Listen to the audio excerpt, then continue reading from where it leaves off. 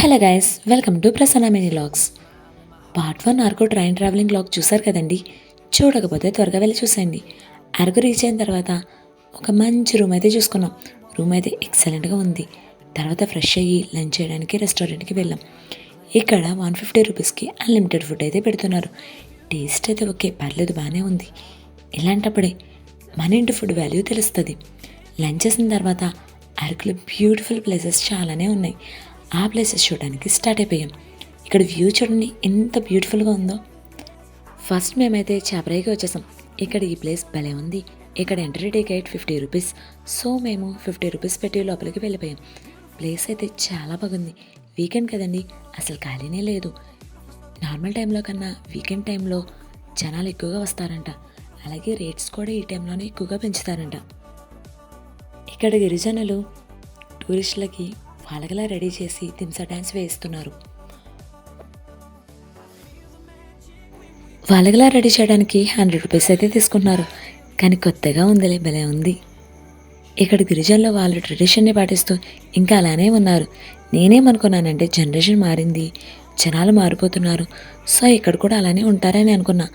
కానీ ఇంకా వాళ్ళు వాళ్ళ ట్రెడిషన్ని పాటిస్తూ అలానే ఉన్నారు. గ్రేట్ కదా అసలు. అలానే ఇక్కడ చాపలమ్మ తల్లి టెంపుల్ కూడా ఉంది. ఇక్కడ వ్యూ చూడండి ఎంత బాగుందో.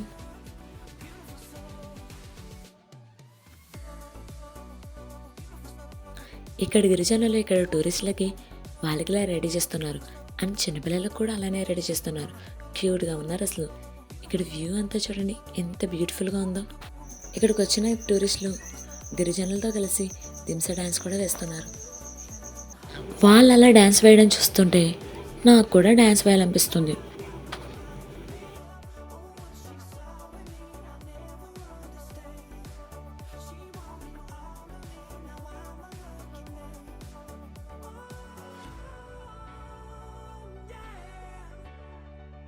ఇక్కడ చాపరాయిలో వాటర్ ఫాల్స్ కూడా ఉంది.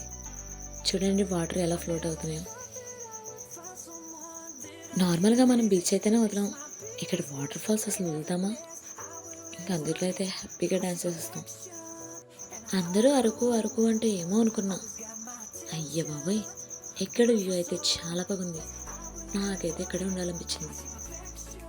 ఇక్కడ చాపరాయ బార్కు బయట రోడ్ వారిన గిరిజనులు ఫుడ్ ఐటమ్స్ చాలా అమ్ముతున్నారు.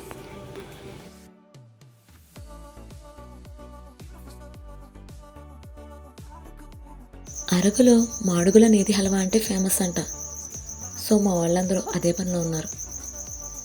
టేస్ట్ అయితే చాలా బాగుంది. పాకేజీ పంచదార హల్వా అయితే 150 రూపీస్, అదే బెల్లం అయితే 250 రూపీస్. సో నేను కూడా ఒకటి తీసుకున్నా. నార్మల్గానే మనం చికెన్ చూస్తే ఆగం, ఇవి చీగలంట. టేస్ట్ ఎలా ఉంటుందని ఒకసారి ట్రై చేసా. టేస్ట్ అయితే ఎక్సలెంట్, చాలా బాగుంది. ఓకే గైస్, అరకులో ఇంకా చాలా ప్లేసెస్ ఉన్నాయి. అవన్నీ చూడడానికి రెడీగా ఉన్నాయి. Please like, share and subscribe my channel. Thanks for watching. Follow for more.